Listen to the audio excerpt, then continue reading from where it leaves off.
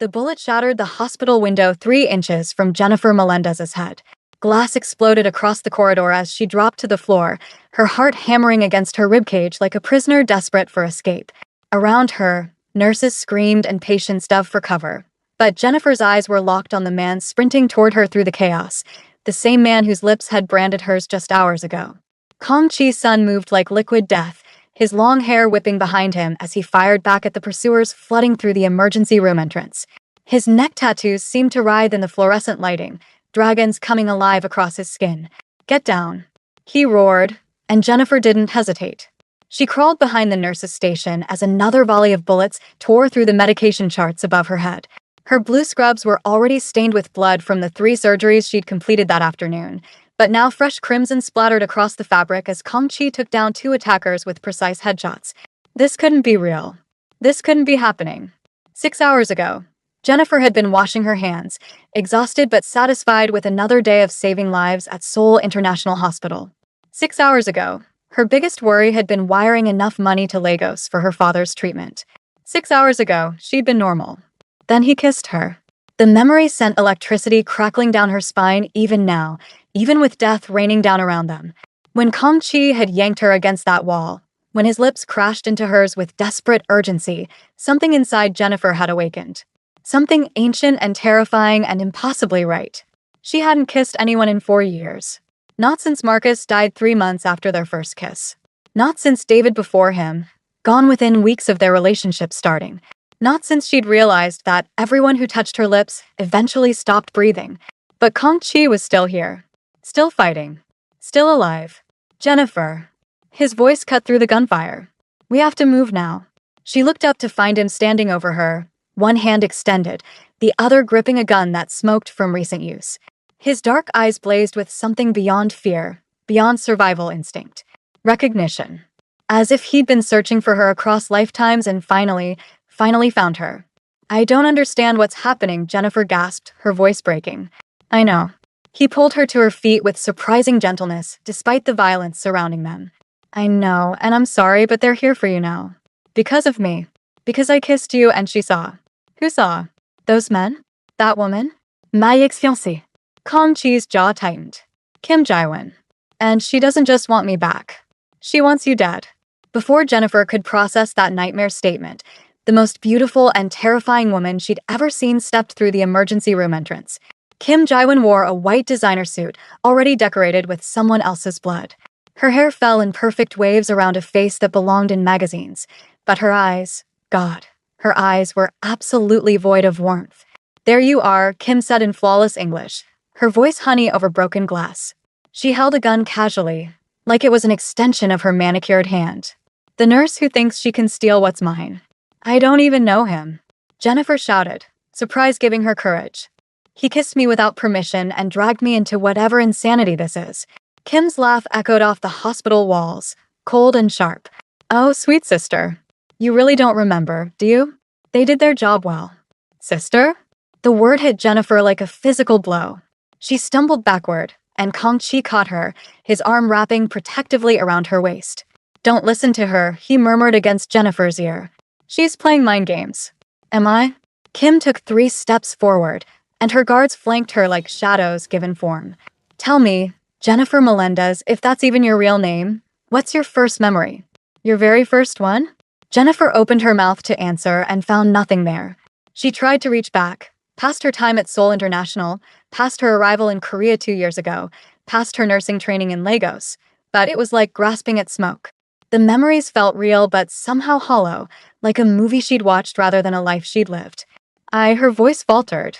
"I remember my apartment in Lagos. I remember my father." "Your father died tonight," Kim interrupted, and the world stopped spinning. No, that wasn't possible." "You're lying," Jennifer whispered, but her phone was already buzzing in her pocket. She pulled it out with trembling hands.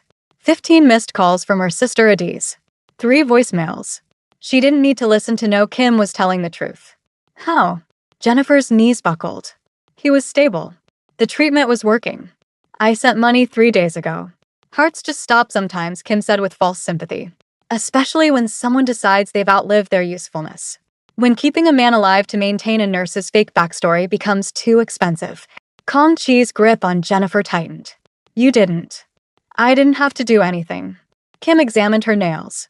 The men who created Jennifer's false life decided her anchor to this dimension was no longer necessary. Can't have loose ends when dimensions start collapsing, can we? What are you talking about? Jennifer screamed, grief and rage and confusion tearing through her in equal measure. What dimensions? What false life? My father is dead and you're spouting nonsense about. The hospital lights flickered. Then they went out completely. When they came back on 3 seconds later, 5 men in ancient armor stood between Jennifer and Kim. They carried swords that glowed with golden light, and their faces were hidden behind ornate masks decorated with dragon motifs. The Shadow Nurse has awakened, the lead warrior said in Korean, his voice resonating with unnatural depth. Kong Chi translated automatically, his body tensing. That's impossible. The Iron Clan warriors are all dead. Are we? The warrior removed his mask, revealing a scarred face that had seen centuries of battle. Or did we simply wait for the prophecy to manifest? Dragon warrior Kong Chi, you have found her. Now you must fulfill your destiny. What destiny? Jennifer demanded. Her medical training screamed that none of this was real, that she was experiencing a psychotic break brought on by grief and stress. But the blood on the floor was real. The bodies of Kim's guards were real. And the way her skin tingled when Kong Chi touched her felt more real than anything she'd experienced in her entire manufactured life. The warrior turned to her, and his eyes reflected golden light. You are Jaewa, daughter of Queen Haewon of the Beeman Kingdom. You are the Death Kiss, the Shadow Nurse, the one who brings both salvation and destruction. And in 48 hours, you will die to seal the rift between dimensions. The words hung in the air like a death sentence. Jennifer looked at Kong Chi, searching his face for denial, for confusion, for anything that suggested this was all insane rambling. Instead, she found guilt. You knew, she breathed. You knew something. I suspected, he admitted, his voice raw. The way the portal opened when I kissed you. The way my wound keeps reopening, even though I heal from everything. The way you make my blood sing like it's recognizing something it's been missing. I suspected, but I swear on my life I didn't know about the sacrifice. What sacrifice? Kim's laugh cut through the tension. Oh, this is delicious. He didn't tell you? The Unity Ritual, the big romantic bonding ceremony that's supposed to save both dimensions, requires the Shadow Nurse's death. And guess who gets to kill her? She pointed at Kong Chi, your new boyfriend. The Dragon Warrior. The only person immune to your death kiss, specifically so he can get close enough to drive a blade through your heart when the time comes. Jennifer wrenched away from Kong Chi's embrace. Is that true? He didn't answer immediately, and that hesitation told her everything. I won't do it, Kong Chi finally said, his voice steel. I don't care what the prophecy says. I won't kill you. Then both dimensions collapse. The Iron Clan warrior stated flatly. Billions die. Reality itself tears apart. All because the Dragon Warrior chose one life over existence itself. That's not a choice, Jennifer said, her nurse's pragmatism cutting through the emotional chaos. That's terrorism. That's destiny. The warrior sheathed his glowing sword. You have 48 hours to accept it. To bond with the Dragon Warrior. To prepare for the ritual. Or to run and watch everything you've ever known burn. He and his fellow warriors vanished in a flash of golden light, leaving only scorch marks on the hospital floor. Kim holstered her gun. Well, little sister, seems you have a decision to make. Kill the man you just met, or let him kill you. Either way, I win. She turned to leave, then paused. Oh, and Jennifer? That dagger in your apartment closet, the one with your real name engraved on it? That's the only weapon that can kill a Dragon Warrior permanently. In case you're curious. She walked out, her guards following, leaving Jennifer and Kong Chi alone in the destroyed emergency room with the bodies and the truth. Sirens wailed in the distance. Someone had finally called the police, though Jennifer doubted regular law enforcement could handle warriors who teleported in golden light. We have to leave, Kong Chi said quietly. Right now. Jennifer didn't move. She stood in the center of the carnage, staring at her hands. They were covered in blood, some from her patients, some from Kim's guards, some from Kong Chi himself. She'd spent 6 years of her remembered life saving people, and now she was apparently some kind of dimensional death curse. Jennifer.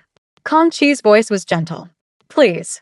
I know you're processing, but Kim's people will be back with reinforcements, and the Iron Clan warriors might return to force our hand. Force our hand, Jennifer repeated numbly. You mean force you to kill me? I won't. You keep saying that. She finally looked at him, this beautiful, dangerous man who destroyed her life with a single kiss. But what choice do we have? You heard them. Billions of people in 2 dimensions. That's the trolley problem on a cosmic scale. The what?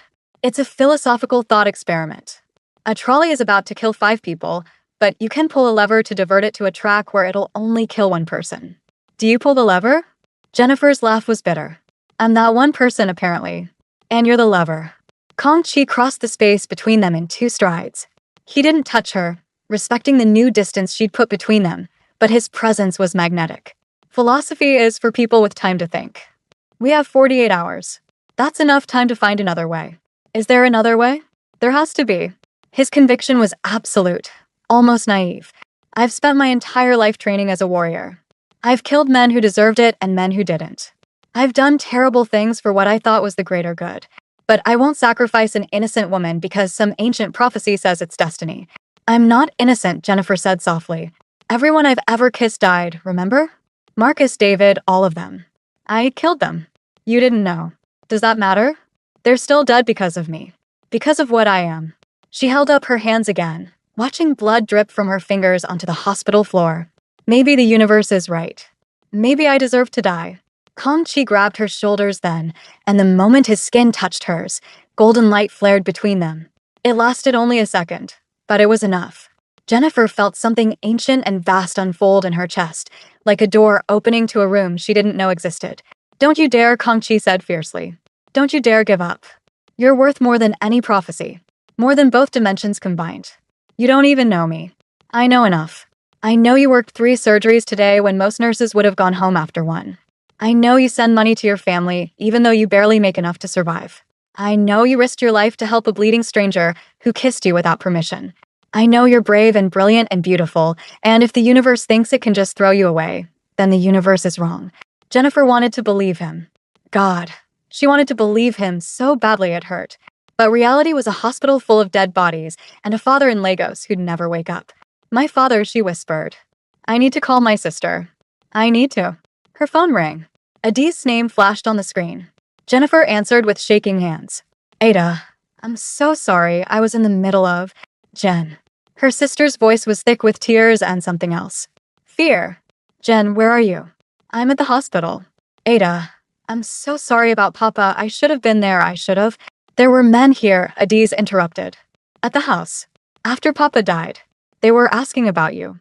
About your childhood, your memories, where you were born. Jen, they had guns. They threatened Mama. They said you're in danger, that we're all in danger because of you. Jennifer's blood turned to ice. What did you tell them? Nothing. I don't know anything. Jen, what's going on? Why are men with guns asking about my sister? Listen to me very carefully. Jennifer forced her voice to stay calm, even as panic clawed at her throat. Take Mama and the boys and leave Lagos tonight. Go to Aunt Blessing's place in Abuja. Don't tell anyone where you're going. Don't answer calls from numbers you don't recognize. And Ada? Her voice broke. I'm sorry. I'm so sorry I brought this to our family. Jen, you're scaring me. I love you. Tell Mama I love her. I'll fix this, I promise. She hung up before her sister could respond, before the tears could completely overwhelm her. They went after my family, Jennifer said to Kong Chi Kim or the Iron Clan or whoever. They went after my family. We'll protect them, Kong Chi promised immediately. I have contacts in Nigeria. I can have people watching your family within the hour. Your contacts? Jennifer's laugh was sharp. You're a Korean mafia boss from another dimension. What contacts could you possibly have in Nigeria? The Korean Mafia Dragon isn't just a title. It's a network that spans both dimensions. Crime families, legitimate businesses, government officials, all connected through the Beeman Kingdom's influence. He pulled out his phone, typed rapidly. I'm sending orders now. Your family will have protection by dawn. Jennifer wanted to ask how that was possible, how criminal networks could span dimensional rifts, but she was too exhausted, too overwhelmed. Too much of her life had turned out to be a lie in the past 2 hours. I need to see it, she said abruptly. The dagger. The one with my real name. Jennifer. Jaewa, she corrected bitterly. If that's who I really am. If everything else is fake, at least let me see one real thing. The weapon that can kill you. The choice Kim thinks I'll make. Kong Chi studied her for a long moment. Then he nodded. Your apartment.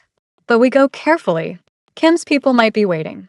They left through the hospital's delivery entrance, avoiding police and reporters already swarming the emergency room. Kong Chi had stashed a motorcycle in the alley, black and sleek and probably illegal. Jennifer had never ridden a motorcycle before, but she climbed on behind him without hesitation. What was one more dangerous choice in a night full of them? The ride through Seoul's midnight streets was surreal. Jennifer wrapped her arms around Kong Chi's waist, felt his muscles tense and relax with each turn, felt that golden energy humming beneath his skin. The city lights blurred past, and for just a moment, she let herself imagine this was normal. That she was just a nurse going home with a handsome stranger after a late shift. That her father was still alive in Lagos. That her name was really Jennifer Melendez and her biggest problem was student debt. But the blood on her scrubs told a different story. They parked 3 blocks from her apartment and approached on foot, Kong Chi's hand resting on his gun. Her building looked normal. No black SUVs. No warriors in ancient armor. No ex-fiancés with murder in their eyes. Just a regular apartment building in Gangnam where regular people lived regular lives. Jennifer almost laughed. She'd never been regular. She'd just been too blind to see it. Her apartment was on the 4th floor. Kong Chi cleared each level like he'd done this 1,000 times, moving with practiced silence. When they reached her door, he checked for tripwires, listening devices, anything that suggested a trap. "It's clean," he finally said. "But stay behind me."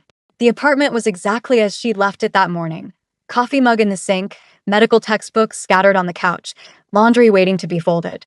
Evidence of a life that no longer felt like hers.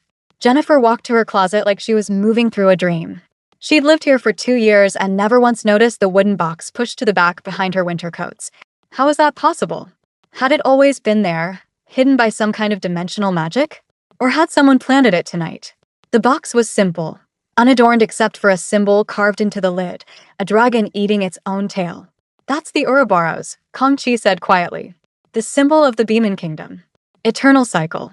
Life and death. Beginning and end." Jennifer opened the box. The dagger inside was beautiful and terrible. The blade gleamed silver white, etched with characters she somehow understood despite never learning to read ancient Korean. The handle was wrapped in black leather, and embedded in the pommel was a stone that pulsed with dark light. And there, engraved along the blade in elegant Hangul, was a name. Jaewa. Shadow Nurse. Jennifer translated without thinking, then froze. How did I know that? I don't read Korean. I mean, I speak it for work, but I never learned to read. "Because it's your name," Kong Chi said gently. "Your real name. The one you were born with before they gave you memories of being Jennifer from Lagos." She picked up the dagger. The moment her fingers closed around the handle, pain exploded behind her eyes. Images flooded her mind. A palace made of gold and jade, a woman with kind eyes teaching her to read, a little girl with Kim Ji-won's face laughing as they played in gardens that defied physics, warriors bowing before a throne, and then blood. So much blood. Her mother screaming as soldiers dragged her away. Jennifer dropped the dagger and fell to her knees, gasping. "Jennifer." Kong Chi caught her before she hit the floor. "What happened?" "Memories," she choked out. "Real memories. My mother. My sister. The palace. I remember, Kong Chi, I remember my mother dying. I remember Kim watching and smiling because finally she'd be the only princess. I remember being ripped away from everything I knew and waking up in Lagos with a new face, new life, new everything." Tears streamed down her face. "They took my mother. They took my identity. They even took my grief, locked it away where I couldn't feel it. What kind of people do that? What kind of people steal someone's entire existence? People who thought they were saving both dimensions," Kong Chi said. But his voice was hard with anger. "People who decided your consent didn't matter as much as the greater good. People who were wrong." Jennifer looked up at him through her tears. "But were they? If my death can save billions." "No." Kong Chi's voice was steel. "Don't do their work for them. Don't justify what they did to you, what they took from you. You're not a sacrifice. You're a person. And people get to choose their own fates. Do they?" Jennifer laughed bitterly. "You're here to kill me. Kong Chi, the prophecy sent you. The Iron Clan sent you.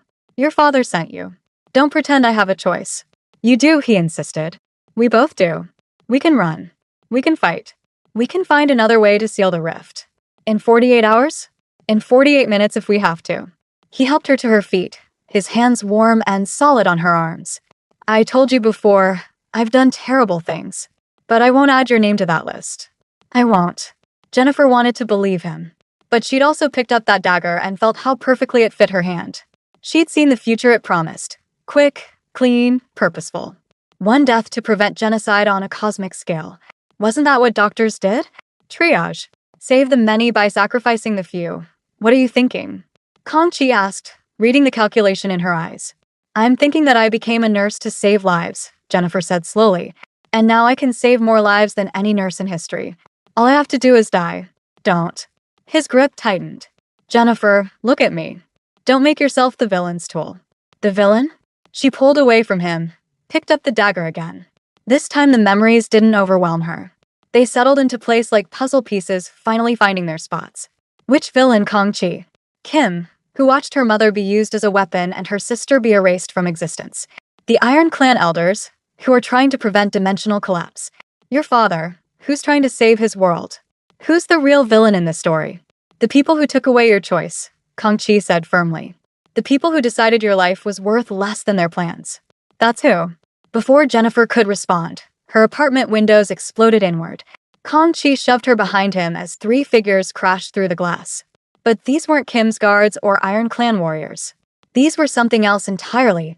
Creatures with too many joints, skin that shifted between scales and human flesh, eyes that glowed red in the darkness. What are those? Jennifer screamed.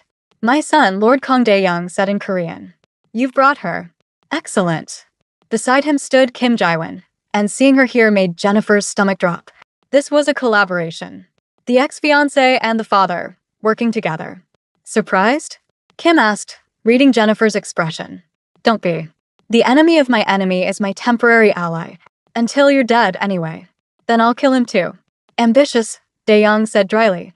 But first, the ritual. Kang Chi stepped forward, putting himself between Jennifer and his father. I'm not doing the ritual. Yes, you are. Dae-young's voice carried absolute authority. Because if you don't, I've arranged for the Rift demons to be directed to specific locations. Lagos, Nigeria, Abuja, anywhere your precious shadow nurse has family. They'll die screaming, being eaten alive by creatures from nightmares. Unless you complete the ritual within 48 hours. Jennifer felt the blood drain from her face. My family is leverage, Dae-young finished. As are the 3 million people living in Seoul. The rift is centered here. When it fully opens, this city goes first. Then the rest of South Korea. Then the world. But you can stop it, Jae-won. All you have to do is die. You're a monster, Kang Chi snarled. I'm pragmatic. Dae-young examined his nails.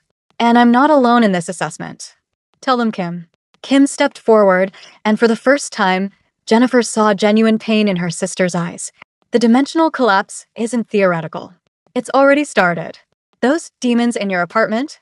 There are thousands more coming through rifts all over the world. Tokyo, New York, London, Mumbai.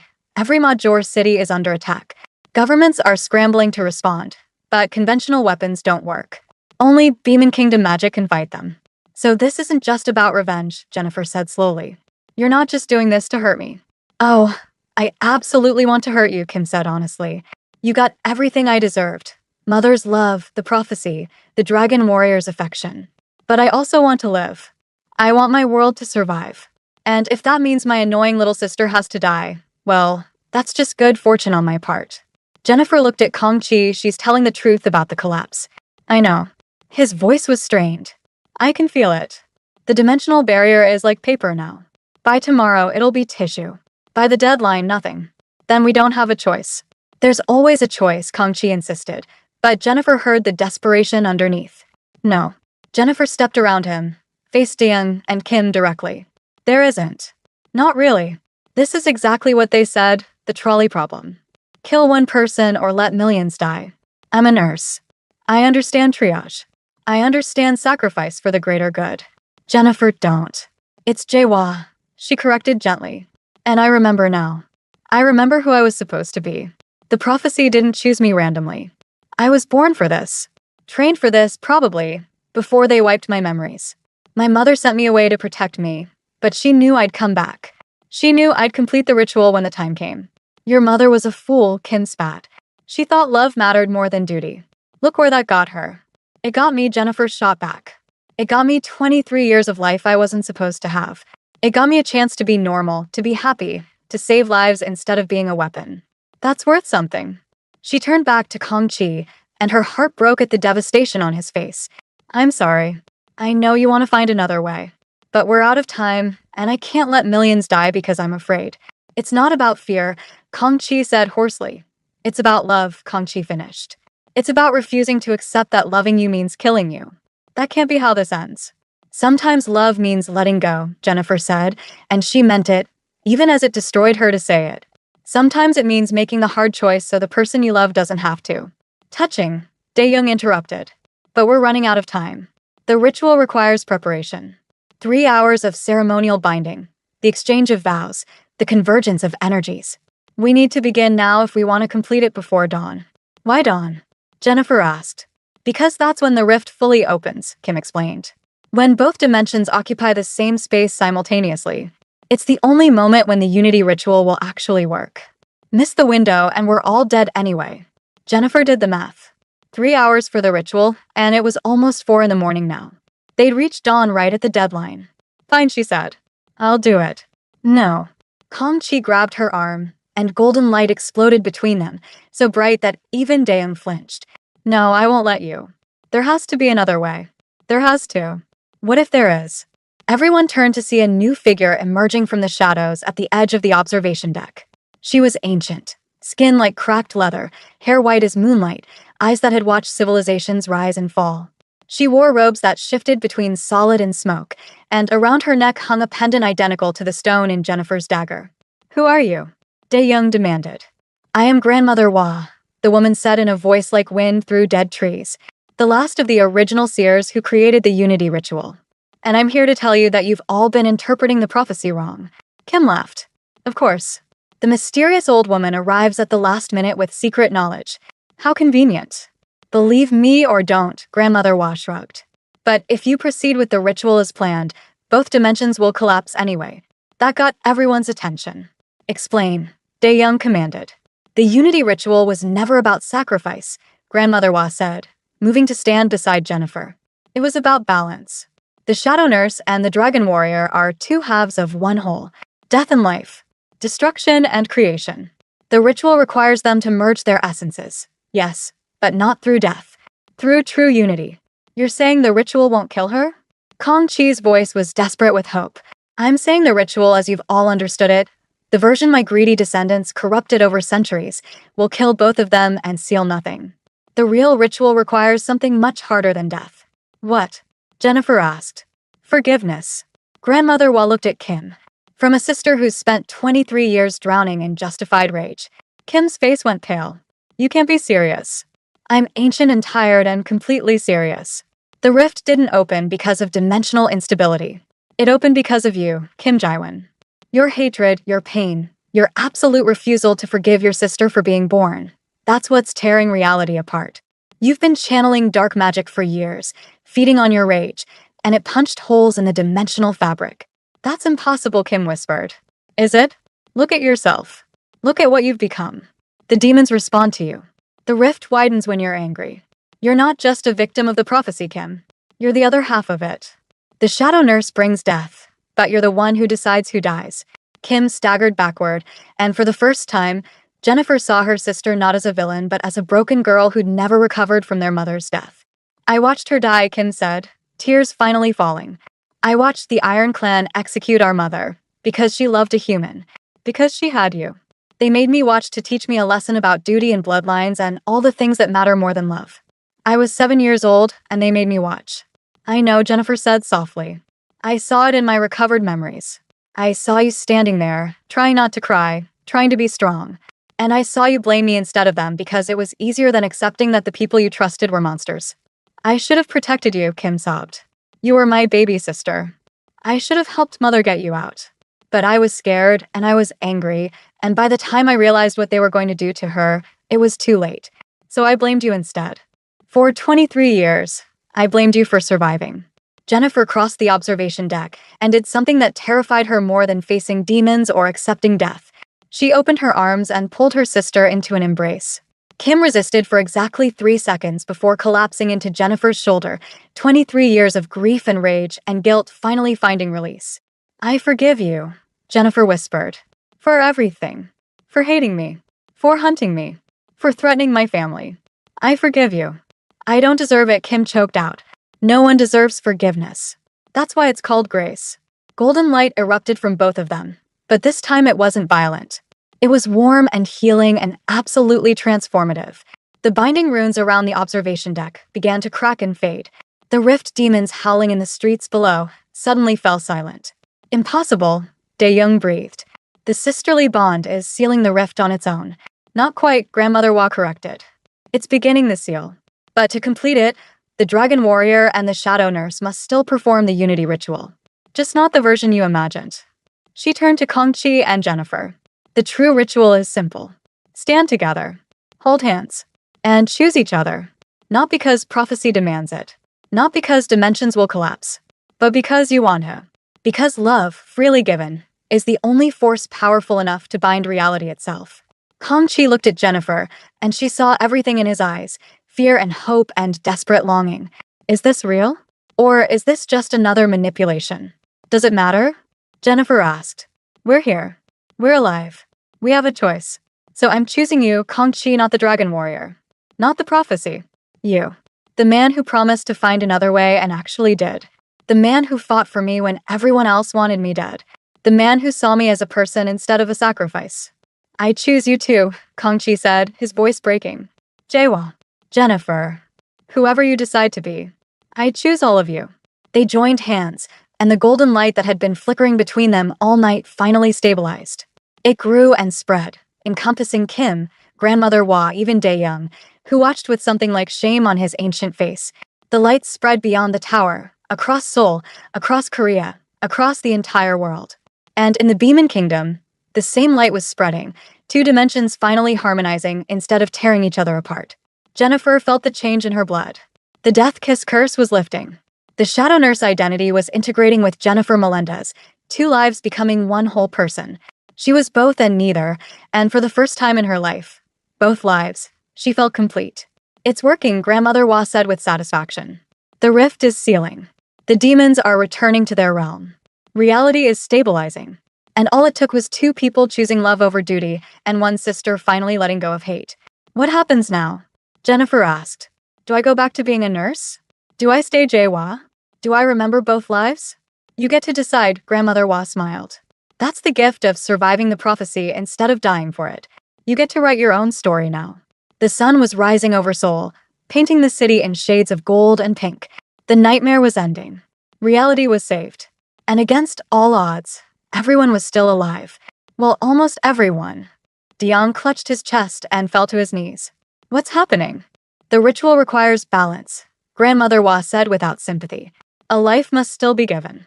Not the Shadow Nurse or the Dragon Warrior, but the one who corrupted the prophecy for his own purposes.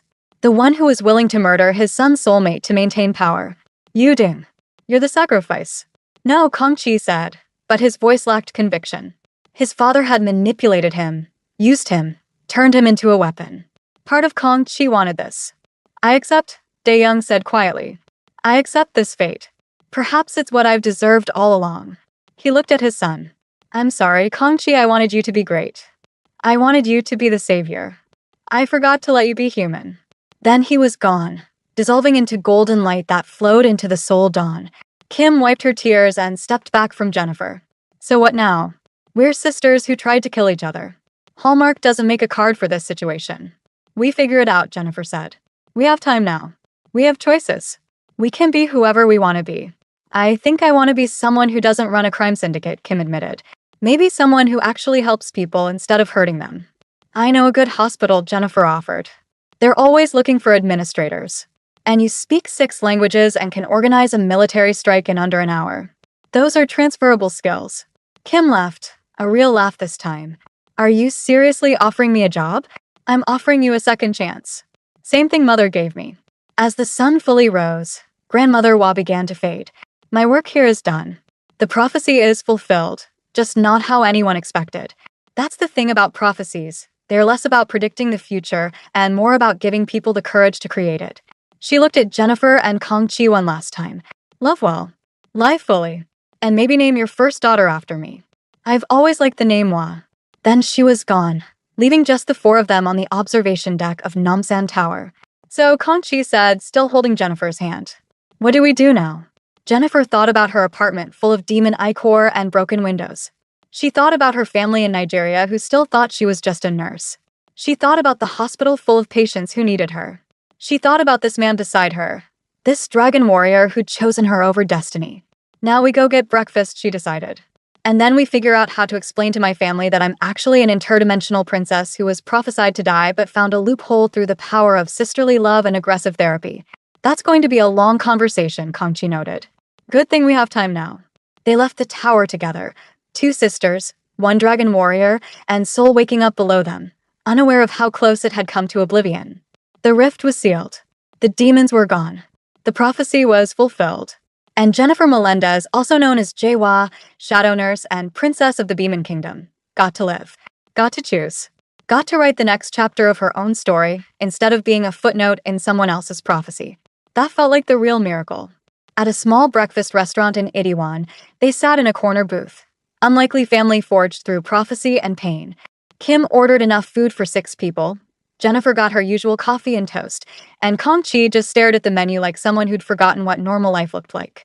So Kim said, breaking the comfortable silence, "Do we talk about what happened, or do we pretend we're normal people having normal breakfast?" "I vote for normal," Jennifer said immediately. "I've had enough supernatural drama for one lifetime." "You're an interdimensional princess," Kim pointed out. "Normal is no longer an option." "Then I'll fake it." Jennifer took a sip of coffee and nearly moaned. God, she'd missed regular coffee. "I've been faking being a regular nurse for 2 years. I can fake being a regular person for at least a meal." Kangchi finally spoke. "My father is dead. I killed him, essentially. By choosing you over the prophecy, I signed his death warrant." "He signed his own death warrant," Kim said firmly. "When he decided to corrupt the ritual, when he decided your happiness mattered less than his power. That was his choice, not yours. Doesn't make it hurt less." Jennifer reached across the table and took his hand. "No golden light this time, just human contact. You're allowed to grieve him. Even if he was terrible. Even if he tried to make you kill me. He was still your father." "I don't know how to grieve someone I both loved and hated," Kangchi admitted. "Welcome to having complicated relationships with family," Kim said with dark humor. "It's the human condition. We can start a support group. I'll bring the wine." Despite everything, Jennifer laughed. "Is this what healing looks like? Bad jokes and breakfast food?" "Healing looks like whatever gets you through the next 5 minutes," Kim said. "And then the 5 minutes after that. Eventually you look up and realize you've survived another day." The food arrived, and they ate in silence for a while. Jennifer watched her sister and her, what was Kangchi? Boyfriend? Soulmate? Prophecy-assigned partner? And felt something settle in her chest. This was her family now. Chosen. Complicated. Absolutely imperfect. "I need to tell you both something," Jennifer said suddenly. "While we're being honest and healing and all that." They looked at her expectantly. "I'm terrified," she confessed. "I'm terrified that this isn't real. That I'll wake up tomorrow and the death kiss will still be active. That everyone I love will die because of me. That the prophecy will find another way to kill me. I'm terrified that this happiness is temporary." "It probably is," Kim said, and Jennifer blinked at her sister's bluntness. "Not the death kiss part, that's definitely gone. But happiness is always temporary. That's what makes it precious. You can't appreciate the light without experiencing darkness." "That's surprisingly philosophical," Kangchi noted. "I had a lot of time to think while hunting my sister across dimensions." Kim shrugged. "You develop a worldview."